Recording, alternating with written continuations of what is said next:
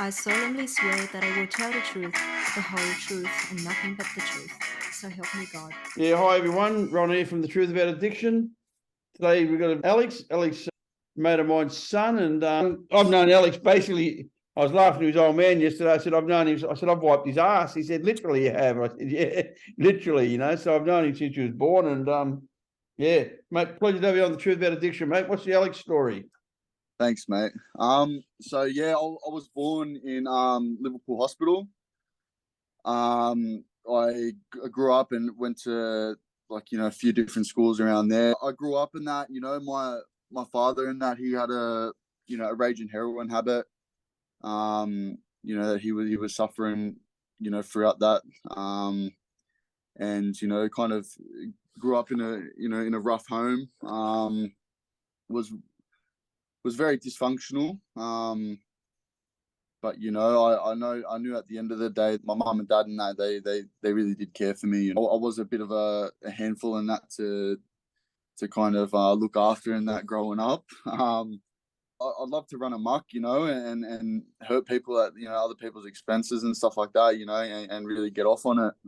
Slowly growing up and stuff, I was always back and forth from my mums and dads, and because I was just running really hectic, and ended up picking up my first drug in that. I started smoking bongs and stuff like that, by the age of 11, hanging out with people after school and getting amongst that crowd, and yeah, it unfolded really quickly. My dad got out of jail when I was about five years old. But once he kind of got out, and just the stuff that obviously I was around growing up, I looked at it as a normal thing.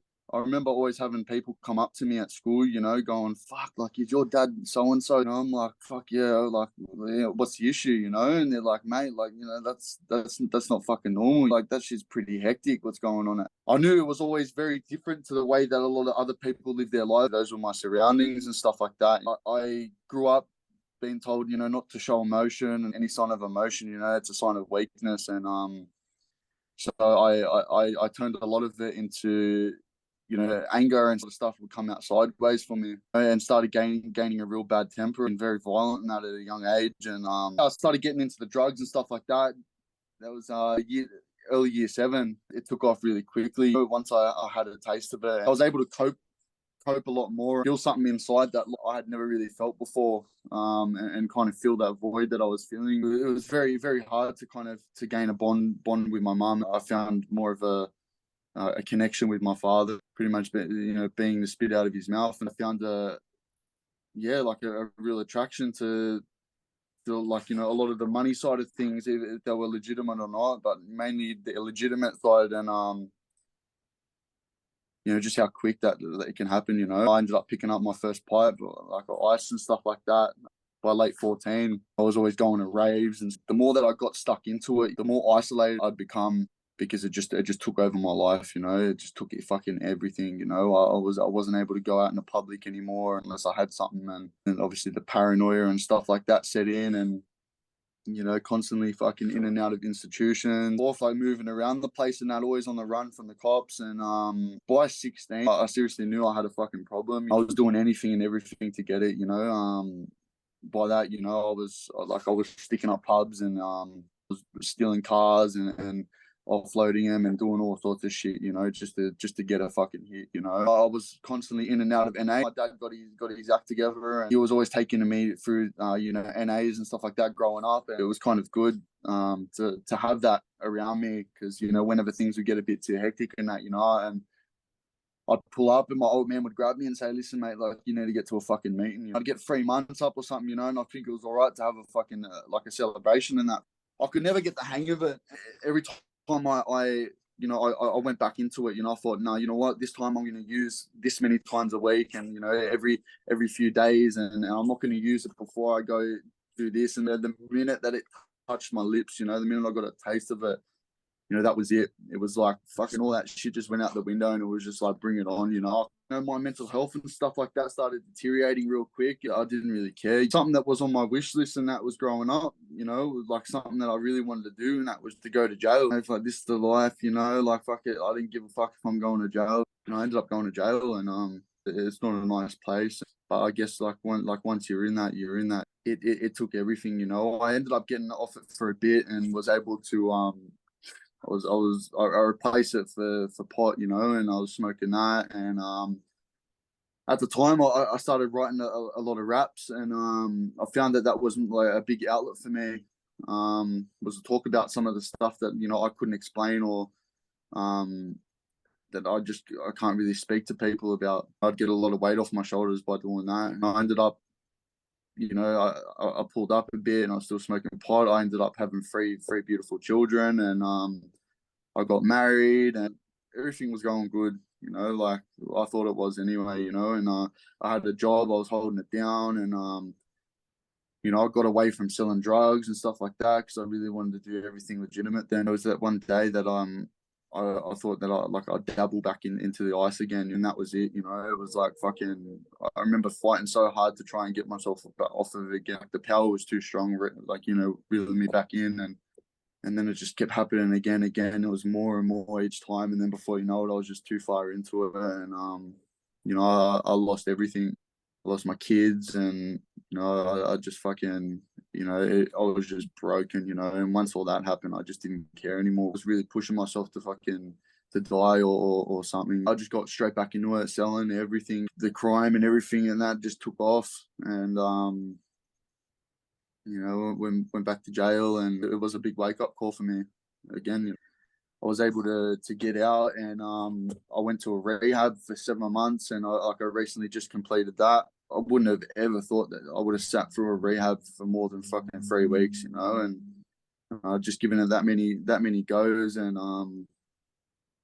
I just couldn't get it right. At the rehab, they had certain things and that to really take into my day-to-day life, out, you know, certain coping like strategies and stuff like that to get through. And you know, I mean, it's very different in that, you know, being in there, because it's like you forget all of the stresses and everything that's like outside life has to offer, you know. And I completed the program there, working 5 days a week.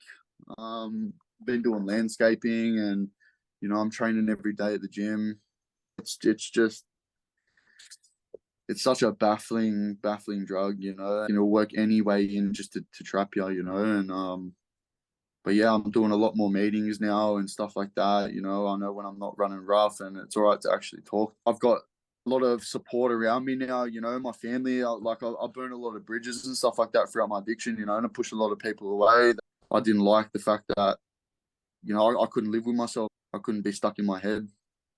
You know, I had to, you know, keep constantly finding a way out and numb it, you know. And but yeah, I pushed a lot of people out of my life, and you know, now I've got a lot of people back in my life again, you know. And they're people that are willing to back me to the ends of the earth, because they know now that, like, you know, I'm fucking clean, and you know, I want the best for myself.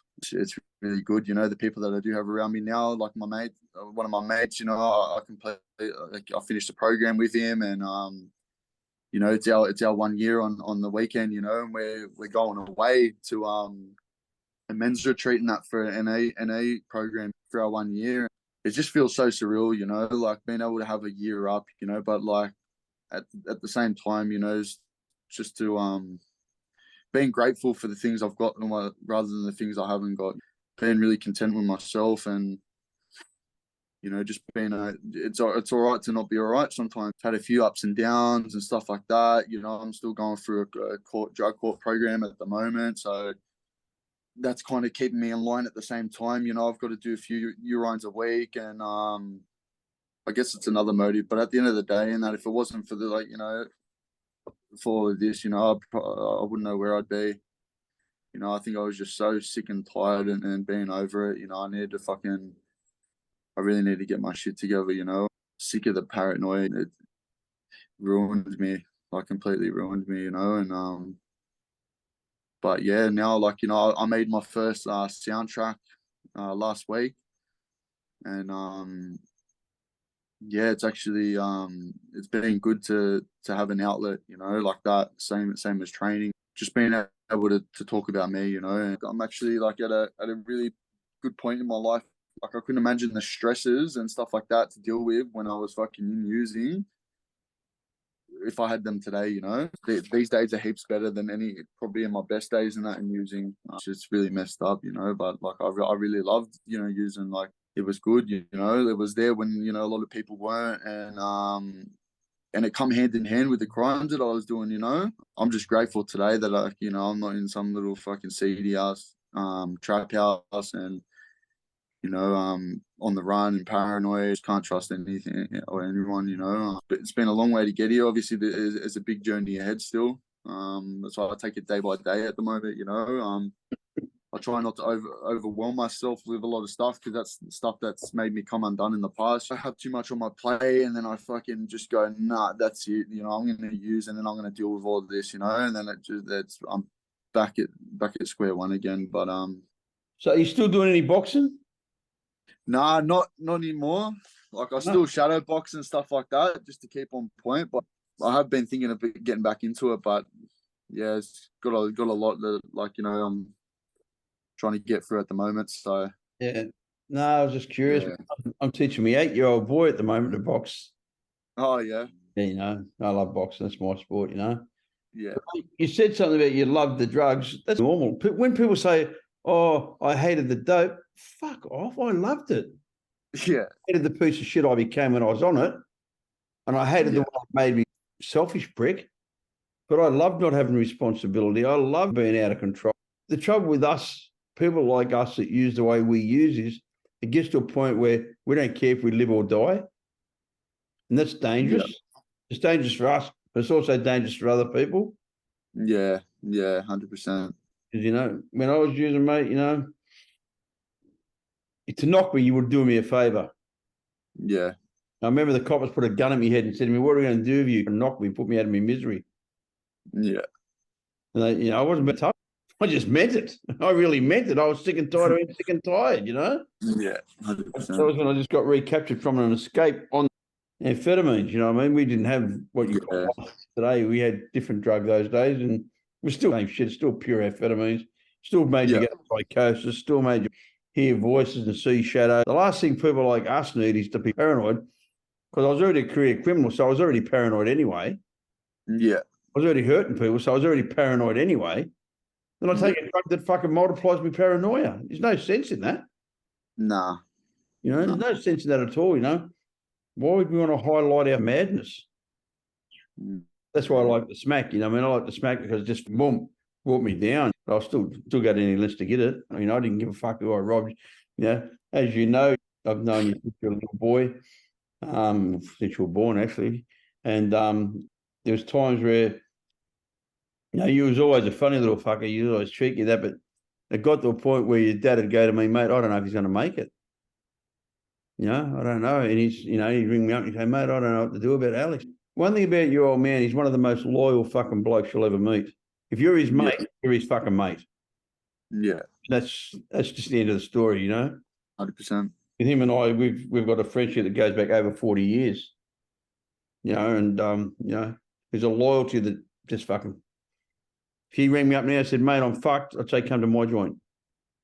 Yeah, They come here. And I know if I ring him up tomorrow and said, "I'm fucked," he'd say, "Jump on a plane, come here." yeah, Like, he says to me all the time, "When are you coming over? When are you coming over?" You know, he forgets, you know, I've got a family and business and everything else, but we'll be over there soon to see him. So you're rapping. The old man, you know, the old man sent me the music, don't you? did he? Yeah, you know, he's proud as punch. "Listen to these, mate. Listen to these." They sent them to me the other week. As soon as you produced them, fucking old bastard. Yeah, straight away he sent them to me. I was listening to them. They're good, mate. They're good. See, I like rap music. I like stuff that I can understand. I like stuff that's positive. But I find, and I might be wrong, this is a way for you to express yourself and to get the shit out of you, you know? Yeah, 100% it is. So people, go and check Alex out, mate. Where do they find your music, mate? At the moment, I'm just waiting for it to drop on Spotify and iTunes.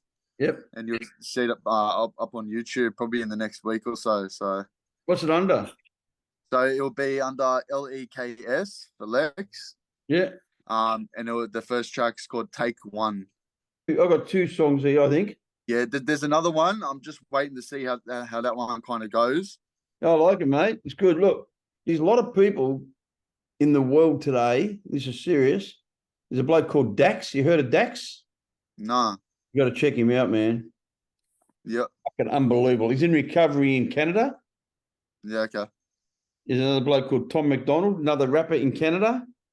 Mad Child, another rapper in Canada, all in recovery. They've got this big movement going on at the moment with fucking guys in recovery, smashing really good fucking rap music. But it is a way of carrying a message as well. You can get out and help other people by through your music, and you can, get on with your own shit, brother. Deal with your exactly. And I'm a big believer that we have to talk about shit. We have to express ourselves. They're pretty cool. They're very recovery motivated. You know what I mean? So they're pumping out stuff about the system, about the pills and the doctors. The doctors are creating the drug addicts these days, and there's so much ahead for you, Alex. You know that. You've only got to go up one thing to get everything. Yeah. You've only got to pick up one thing to lose everything. That's it. You're going all right. You're on the right path.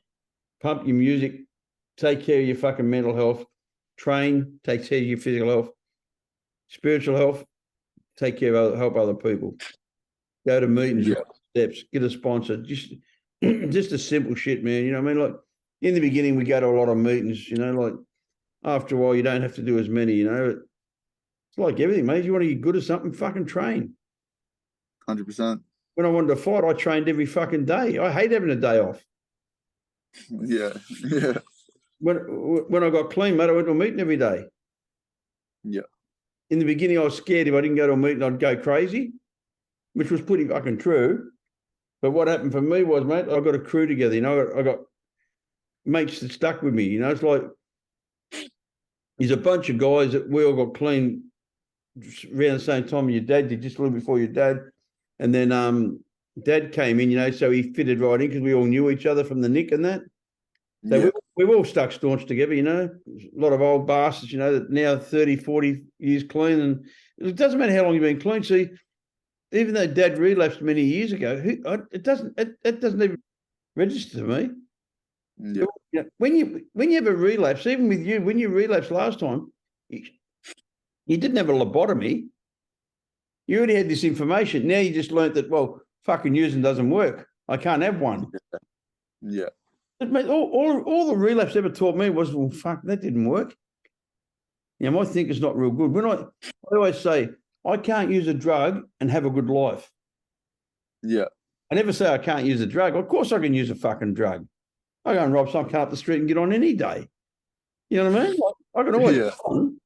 And I don't need money to get on. But once I pick up a drug, all bets are off. I'm fucked. Gone.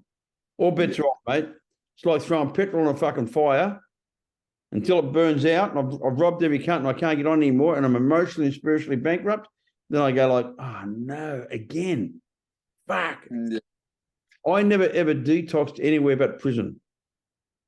First 10 years of my active addiction, I never detoxed anywhere but prison. In fact, the only time I've ever detoxed not out of prison was the last time I detoxed this time, which is 37 and a half years ago. How old are you now, Alex? 25. 25. You were 4-year-old. In 2002, I got pinched. And I came down in 2003, so it's 20 years ago. You were 5 years old. Yeah. And we had a dinner because I was pinched. We all had a big dinner. And you said to me, take me to the toilet. And I said, what? You said, I need to go to the toilet. And I said, all right, come on. You went, and I took you to the brass gun. You ended up having a shit. You said, wipe my ass. I said, I'm not fucking wiping your ass. Hey, come and get this little cunt. I'm not wiping his ass. Yeah. He's laughing. Wipe his ass. And you fucking wipe his ass. Yeah. Yeah, mate. So that's how long I've known you, brother. That's how long I've known you. Mate, do yourself a favour. Just keep doing what you're doing. You're going grouse. You're doing well, mate. Give yourself a pat on the back. Not a pat on the chest. You pat yourself on the chest, you're going backwards. Pat yourself on the chest, you're going forward. You know what I mean? Yeah, fucking nice. Stay true to you, mate, and stay true. Look, you got so much to give. You got fucking kids, we've got, I say, good fun making them, hard work keeping them. I'm like your old man. We've got kids to fuck that many shields, and it drives me mad. My kids say, someone asks them about their brothers and sisters, they say it's complicated. You know, I got eight kids to 6 different Sheilas, you know what I mean? Yeah. But mate, it is what it is. I still loved all my kids the same. You know, my littlest ones to my oldest ones. You know, one of my kids is 17 years clean, mate. She's Wow. 17 years clean, runs a drug rehab. That's mad. You know, so you can do it too. Yeah, You can 100%. do it too, mate. You can do it too. And you know you've got everyone's support. You've got your old man's support, which is the most important person to have. Yeah. Because he's as fucking loyal as the day's long. When's your recovery date? The 15th of October. Oh, so you're going to be a year clean in 4 days? Yeah. Oh, fuck it, out of control. Yeah. How cool is that? Mate, we all start with one, don't worry about that. Yeah. I was in a rehab with 160 people and I was voted the one who was never going to get clean. The bad guy got clean. Ha! I always say you've got to have a bad guy. If you haven't got a bad guy, how are you going to fucking judge? Yeah, that's it. And, you know, my smart ass remark I say at a lot of conventions is next time you pray for me so I can be perfect like you cunts. Mate, you know, I got clean because I wanted to be a good dad, a good friend, but I wanted to be good to myself. I earned it. I earned my recovery. My recovery's rock solid. You know, I went back and did 8 years in recovery and stayed clean. 6 years clean. I went back to the Nick for 8 years and I stayed clean. Why? Because I'm a tough cunt? No, because I work a real strong program. I've got a routine. Yeah. Mate, I still stick to my routine today. I wake up in the morning, I read me just for the day. I make a list of 5 things I'm grateful for. I work on one of the demands that I have. You know, I have 8 demands that I believe in. And I don't pick up no matter what. When the judge gave me 18 years in 2002, you don't think I felt like getting stoned? Fuck. Yeah. But I knew if I had a shot, I would never got out of jail, mate. I would have killed somebody there or got killed. Yeah, 100%. Jail's just for losers, Alex. Yeah. Fucking what a piss shithole that joint is these days. You know, Yeah. it's never a great place, but it was getting a lot better than what it is today. Yeah. Yeah. Cunts running around with 2 Subutex thinking they're Don Corleone. You know, vomiting methadone out so they can shoot. Oh, mate, come on. Yeah. Someone on each other for a fucking shot. Mate, that's where you used to live. You don't live there anymore, brother. Yeah, 100%. Concentrate on your music. Do the things you love. You know, if you do what you love, you never have to work a day in your life. And if you do what you love, you'll get out of bed every morning wanting to go to work. Yeah. Yeah. This is why I do what I do here. You know, all I do, mate, is help people every day. Every fucking day I help somebody. You know, the wage is not like I used to make. But the fucking holidays are better than the ones I used to get. Yeah, 100%.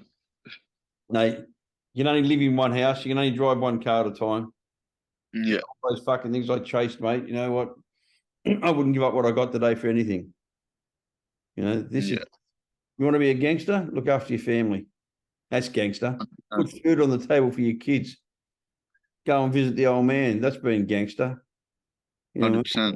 I love that. That's what a real gangster is. Last time I was over there with Dad, did he tell you they tried to rob me? They tried to pull a big chain off my neck? No. No, it's funny. We got off the bike and I had a big chain on it. Right whack. I shouldn't have been wearing it. Some cunts come past the bike and grabbed it and fucking, lucky I had the helmet on. Fucking head crushed on the ground. The old man's fucking, like, you all right? I said, all right. And yeah, it was funny, yeah. And everyone was dirty. No, everyone was blown up. I said, mate, they're entitled to have a go. Yeah. They're entitled to have a go. So what, I never robbed anybody? I think the consequences would have been dire because they nearly came off the bike. The chain was that strong. It was no links, no fucking catch. It was too strong. They pulled them off the bike. The bike that a wheel stand is trying to hold the bike. You know, and I weigh fucking 95 kilos, so they had trouble dragging me along the fucking road. Yeah, for sure. 100%. Yeah. And I just said to Dad, you know, I'm just glad that they fucking didn't come off the bike because then I would have got in trouble. And so was the old man because they would have got the cunt kicked out of them. You know what I mean? Yeah, they would have got a bad reception. Wouldn't have been pretty. Yeah. But mate, definitely. Look, really lovely seeing you, mate. I'll be in Sydney in a few months. Where's going to your retreat, do you know? Down in Marulan, just near Yeah, Goulburn there. yeah, nice. Yeah. Yeah, so That's go, where I got clean. go down there for the weekend and camp out, be within nature. So Yeah, sweet. All right, buddy. When you can travel, come up and visit me in Queensland. 100%, that'd be great. Thanks very much for coming on The Truth About Addiction. All Keep up good, man. the work, mate. Yeah, clean in fucking 4 days. I can't believe it. How cool. This by this time this will be released, you'll be clean. You'll be 1 year clean. Over. Yeah, This takes about 3 or 4 weeks by the time it goes through editing and all that rubbish. And remember, just one day at a time, mate, and don't pick up no matter fucking what. yeah, 100%. Thanks, Ryan. Thanks, Alex. Be safe, brother. I solemnly swear that I will tell the truth, the whole truth, and nothing but the truth. So help me God.